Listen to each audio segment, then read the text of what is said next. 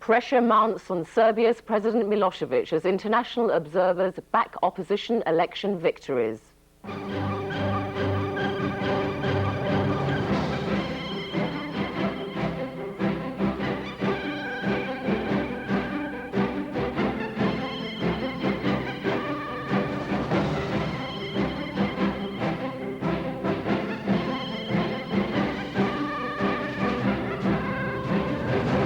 Good evening. The fact-finding mission investigating November's local elections in Serbia has dealt a huge embarrassment to President Milosevic after upholding opposition claims that it was denied a series of poll wins. As jubilant anti-government protesters defy a ban on demonstrations in central Belgrade, we examine if President Milosevic will be forced to make concessions. Also tonight, the family of one of two British nurses accused of murder in Saudi Arabia tell a news conference she's incapable of harming, let alone killing, anyone. And the crossover chart, a new home for music that's too highbrow for pop and too light for classical.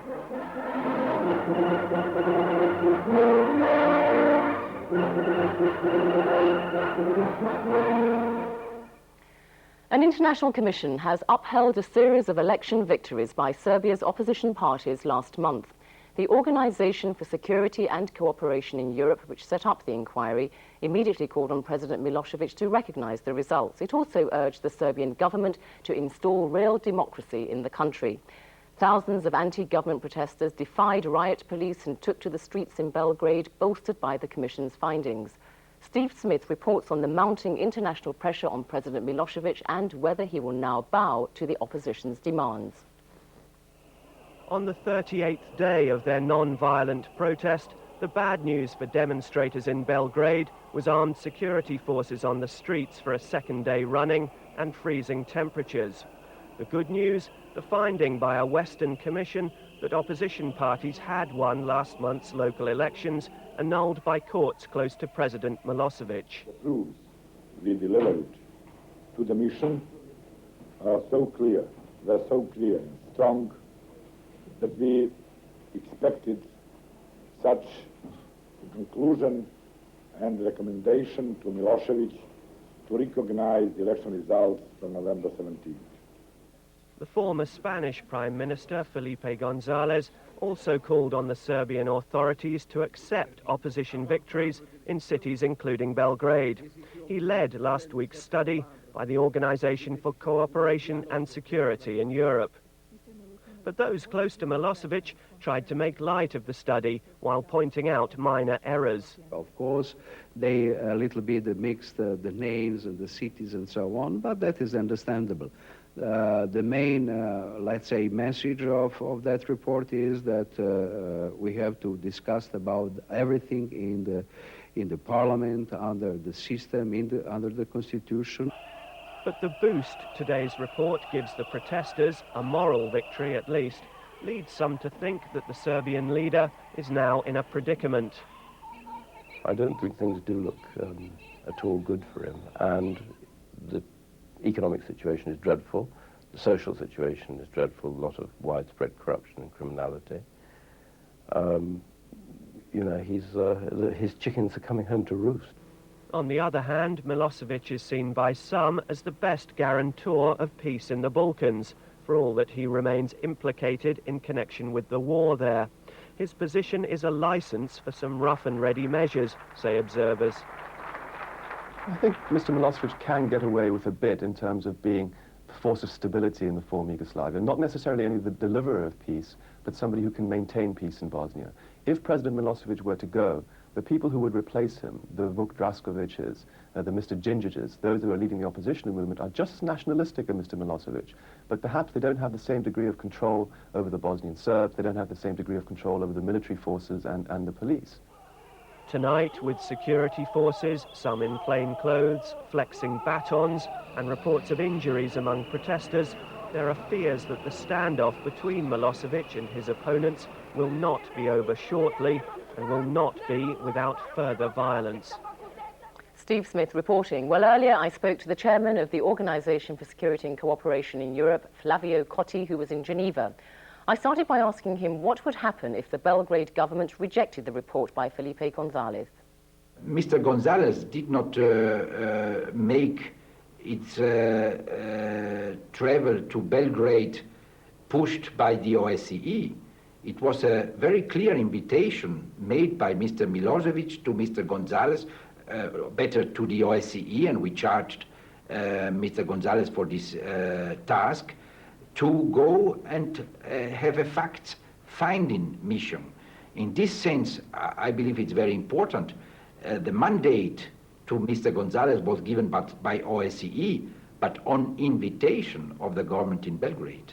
We've had reports that if Belgrade rejects the report's findings, that it will face tougher sanctions and further international isolation. Do you believe that such measures will be implemented, and if they are, do you suppose they'll succeed? You know, I agree in this sense with your question, that the report of Mr. Gonzalez is not only a report concerning the elections organized in November. It is really an important door which could be opened for generally a better relationship of the Federation also to international community. Are you concerned that we'll see more protests out on the streets tonight and over the next few days? We are all concerned, but not only since this report, we are concerned since weeks and weeks. Mr. Cotti, it could be argued that this is partly the West's doing, because in the past they have courted President Milosevic, invited him to sign the Dayton Peace Agreement. Perhaps they should have been more rigorous with him in the past to avoid this sort of situation from arising.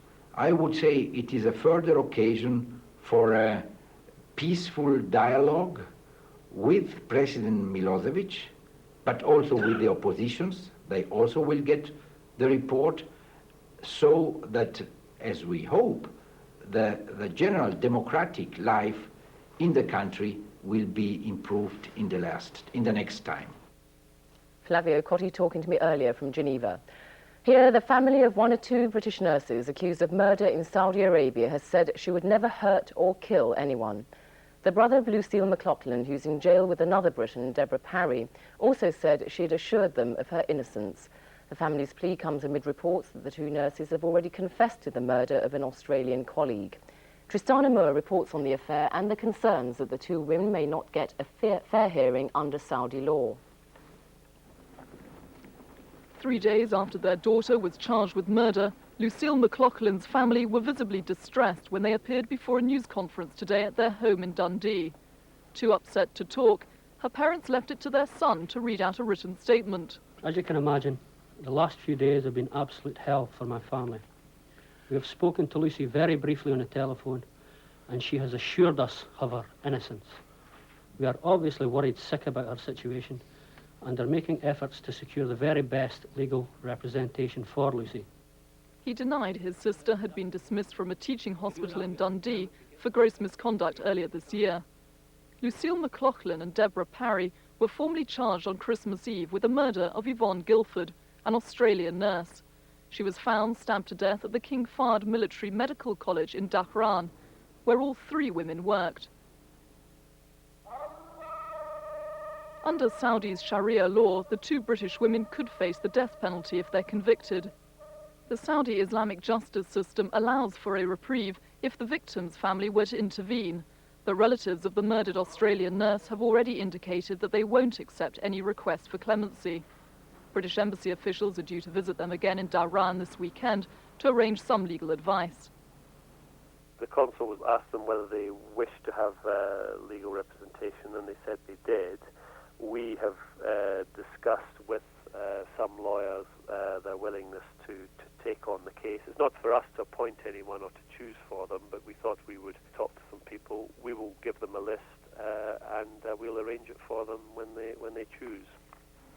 The Foreign Office has dismissed as speculation Saudi newspaper reports that the two women have already confessed to killing their Australian colleague, albeit by accident. At the London office of the paper, journalists said the British media had prejudged the case. It's very easy for people who are sitting in their houses watching televisions or reading newspaper to speculate. But I think it's, early predictions, because they have to leave this to the court, in which, in Saudi Arabia there are Islamic courts in which they give, whoever party involved in a crime or whatever it is, the right to have very good legal representation. So I expect a fair trial for whoever it is. Human rights lawyers here say they're concerned that the whole culture of secrecy in Saudi Arabia mitigates against a fair trial. The main difficulties are interpretation. You won't be able to understand the language. Someone to speak for you. If you've got nobody to speak for you, you may just get confused and do yourself no good. Matters of that sort that are totally fundamental to a fair trial. You won't have the fundamentals there. And whether you get justice in those circumstances is like playing Russian roulette. Thank you. The McLaughlin family say Lucille is incapable of hurting anyone. Determined to get her back, they're planning to travel out to Saudi Arabia next week. Tristana Moore reporting. After the break, a full news summary and weather forecast, plus a boom in house prices is predicted for the new year. But will it also bring the bust of the 80s? And who will be top of the new popular classics chart and why it's sounding a wrong note for some in the music industry?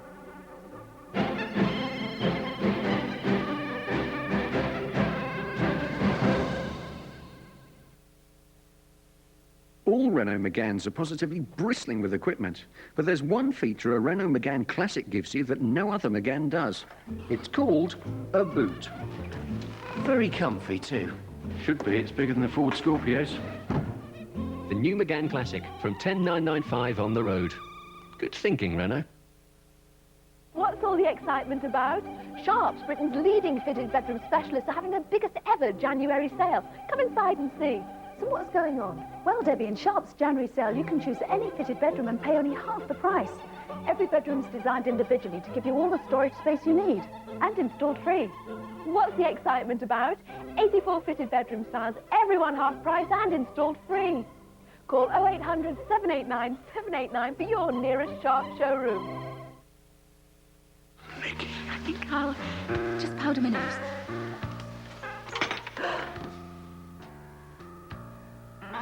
Kleenex quilted toilet tissue is specially quilted to give it cushioned softness and super absorbency.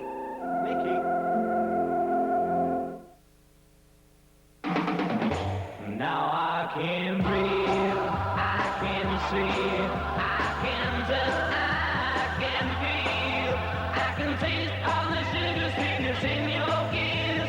You give me all the things I've ever missed. I've never felt like this. I'm alive, I'm alive, I'm alive.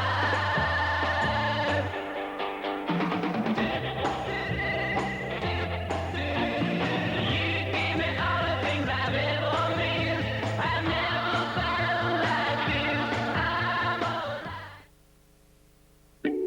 American Express, how may I help you? We've made an arrangement just for our customers. There are relevant offers on your bill. This month there's one for a garden centre. Yes, we can help you with that. I've arranged a new credit card for you. It lets you spread payments over time. Or perhaps you prefer our charge card. Don't worry, we'll get that replacement card to you before you leave on your business trip. Would it help to change your insurance? Increase your cover. Whatever's best for you. Because we know everyone is different, we help you do more. The Comet sale is now on. Check out our sale prices in the Comet Price Index in-store now. Better come to the Comet sale.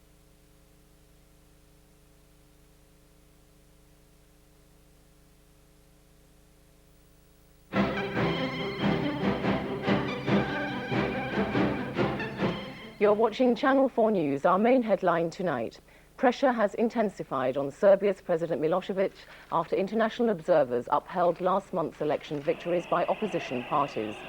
Thousands of protesters defied riot police and took to the streets of Belgrade, bolstered by the findings. And now the rest of the day's news. House prices are forecast to rise by 7% next year, according to the Nationwide Building Society. Most lenders now agree that the housing market is set for a period of strong growth, although some commentators are worried about the pace of expansion. The housing market recovery is gaining pace. Prices are rising and so are the number of deals going through. So far, the improvement's been steady, but estate agents are beginning to report more worrying trends, with buyers outnumbering sellers and price hotspots, particularly in London. If people do not come forward and put their houses on the market, what you will see are two things. You'll see unnaturally high price rises because of a shortage of supply, but more importantly, you'll see a logjam in the sense that there will be lots of people chasing, there won't be properties there, and it will be a disorderly property market. The problem is that disorderly markets tend to spread, and the 1980s housing boom was fueled by an imbalance of demand and supply, which was most acute in London. That pushed house price inflation up to a peak in 1988, when it reached almost 30%. Prices fell sharply in the early 90s, and after a brief recovery fell again in 1995. This year the market's turned round, with the strongest increase in prices since 1988, and the Nationwide is forecasting a similar increase in the new year. While the Nationwide and other big mortgage lenders dismiss the possibility of another house price boom in the offing, others are less sure. Some city forecasters see prices rising by 10% or more next year, while others say the lessons of the 1980s boom and bust have been far too easily forgotten. Politicians may see a rise in house prices as essential to restoring the feel-good factor, but academics worry about it rekindling inflation and leading home buyers into financial dire straits. If interest rates rise, as they're bound to do whoever forms the next government, those fixed-rate mortgages, when people, as it were, step off them, come off them, could find themselves with very steep increases suddenly in their mortgage repayments. There's a bit of a time bomb there, I think, for some people. And as today's rush to the sales demonstrates, consumers are spending and borrowing more freely. Whether this leads to another boom and bust cycle is the big economic question for 1997. Police have confirmed that a body of a girl found in South Wales is that of missing teenager Stephanie Edmonds. 16-year-old Stephanie's body was discovered hanging in woodlands near her home after a massive police search. She'd gone missing on Christmas Eve after a row with her father.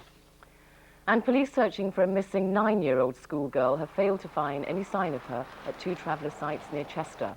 Kaylee Ward hasn't been seen since she disappeared a week ago on her way to a fish and chip shop, despite a nationwide appeal. Special cold weather benefit payments for pensioners and others on income support will only apply to a handful of areas for the Christmas holiday period. The payments are triggered if there are sub-zero temperatures for at least 7 days running. Labour has condemned the rules as deeply unfair.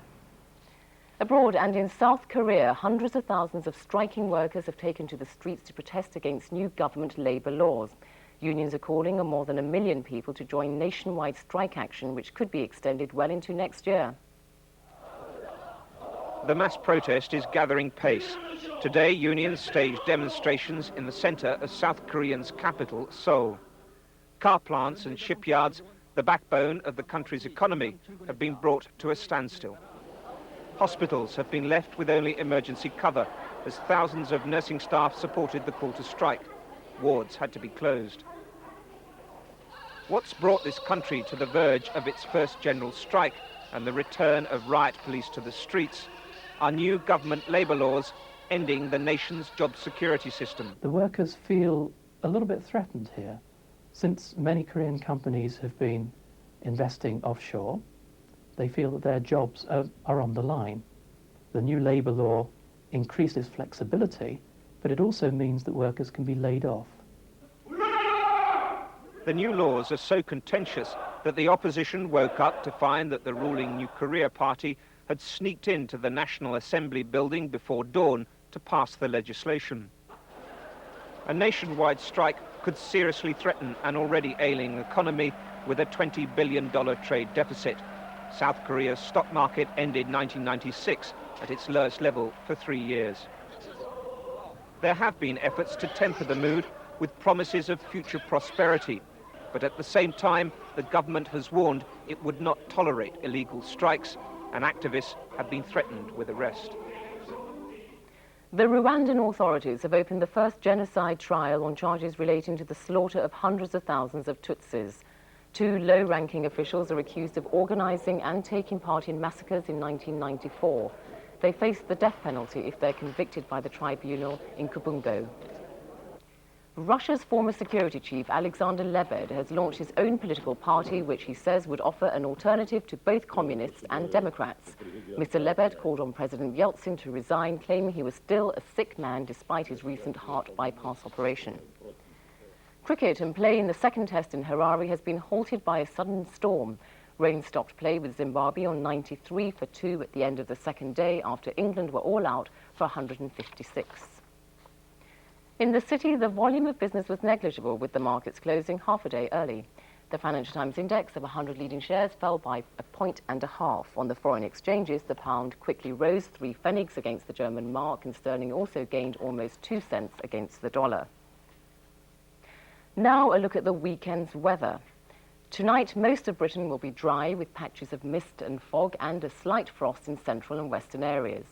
Tomorrow, western areas will have the best weather with a dry, bright day and some pleasant wintry sunshine. Eastern areas will be cloudy with the chance of a few flurries of sleet or snow. Over the next few days, it will remain dry and frosty in central and western areas.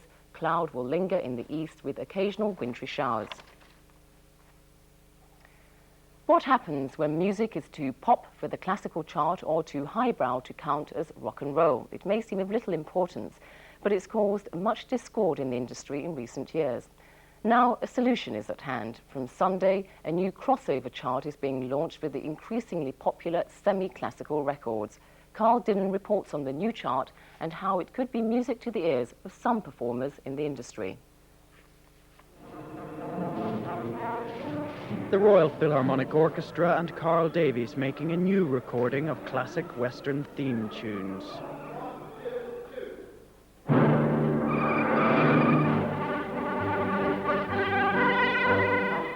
When this is released next year, it'll join a rapidly expanding section of the music market, which doesn't quite fit traditional classifications. Music which crosses between classical and popular work.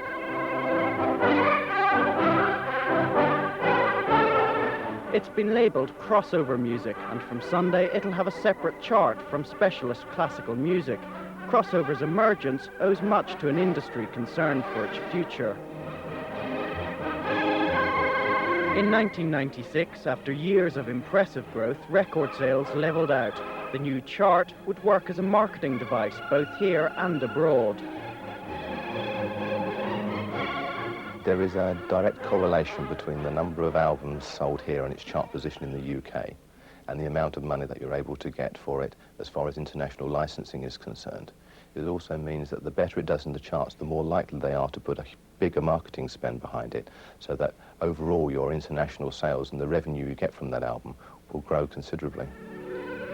It's hoped that the crossover chart won't only boost sales, but will also help resolve the problem of artists recording for a wider market. Hold your hand to my heart. Soprano Leslie Garrett was one artist who had an album barred from the existing classical chart for not being classical enough. Although soprano in Hollywood sold well enough in classical terms, it couldn't compete with the likes of Oasis in the overall chart.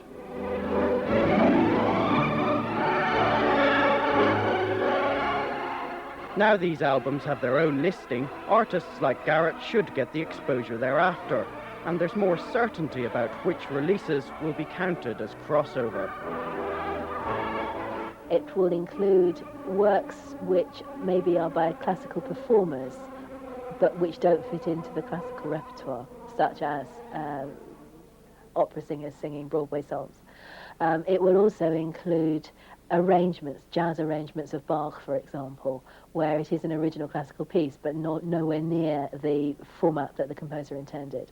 And we've widened the genre as well to include the more classical end of film music. But the new system does face a few tuning problems. At 30 down 1, the greatest tenor in the world. Classic FM has done as much as anyone to popularise classical music and is an important showcase. Yet here, the crossover chart will be amalgamated with the specialist classical chart to form a single listing. It'll be more inclusive than before, but crossover won't be recognised as a separate genre. At 23, the Sony Essential Classics collection.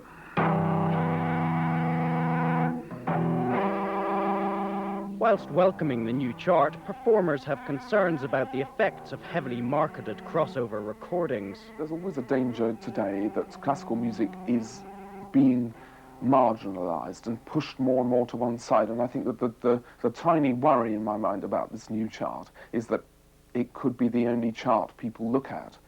It's hoped the crossover chart will help people who don't know what to look at, but will it really be a guide to the public?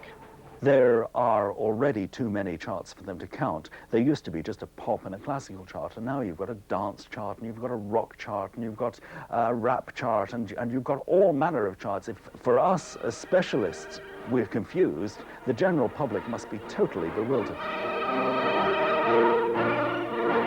But concerns about the impact of the new chart aren't likely to stop the record industry looking for a mini bonanza in classical sales.